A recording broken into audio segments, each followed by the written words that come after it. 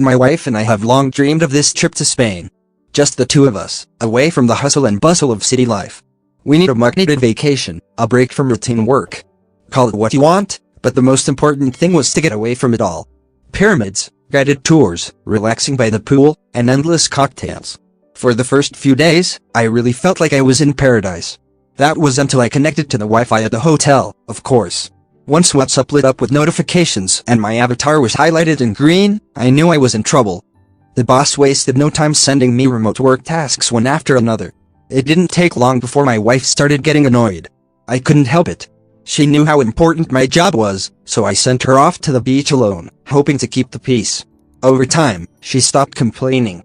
Guilt faded away, especially since we'd come here because she'd wanted to. Let her enjoy her rest.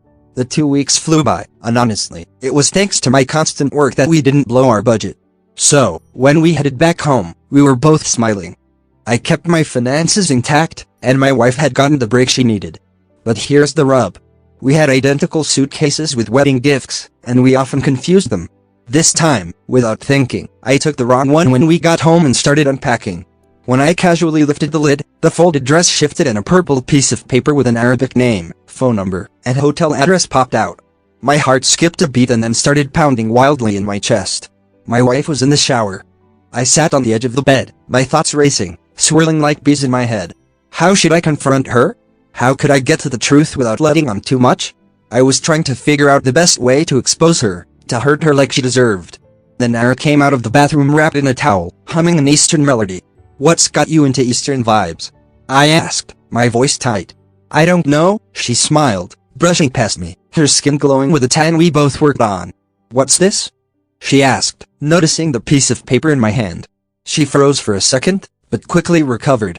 Before she could even get close, she snatched it from my hand, tossed it across the room toward the desk, and casually said, "It's nothing, just a scrap of paper. And since when do we go through each other's things?" I felt my throat tighten. "Accident," I muttered, my eyes dropping to the floor. Era sat down at the mirror, unwinding the towel from her head, brushing out her hair. "So, who did you spend time with while we were away?"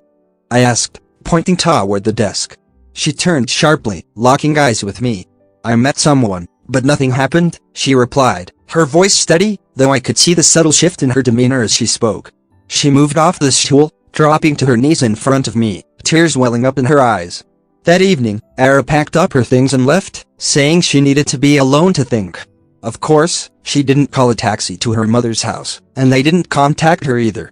She was gone for a month and a half, and when she returned, she looked completely defeated. She sobbed, begged me to take her back, and then out of the blue, she announced that she was pregnant with my child. I watched silently as she paced around the kitchen, accusing me of indifference, enjoying the drama like it was some sort of performance. After a while, I finally spoke up. "How long?" 2 months, she said without hesitation. 2 months, I repeated, my smile creeping across my face. 8 weeks, she said, breaking down into tears. "Riley, just go. We're done." "This isn't my kid," I said coldly, getting up and walking away to the bedroom, leaving her to cry in the kitchen. The divorce came swiftly. We went our separate ways, and time passed. Maybe 4 years, maybe 5. Honestly, it didn't matter. One scorching summer evening, I was rushing home from work and stopped by the supermarket. And there she was, Ara, standing at the checkout, looking worn out and far from the glamorous woman I'd once known. She was tired, her glow long gone, placing her groceries on the belt. Just behind her was a dark-haired girl with a fresh sun-kissed tan and an unsteady gait, holding a beer, laughing and chatting. Ara noticed me, her face flushing, quickly hiding the bottle behind her back. I paid for my things, grabbed the bag, and walked out of the store, closing the door to that chapter of my life for good. Cheating Secrets Podcast. Like me,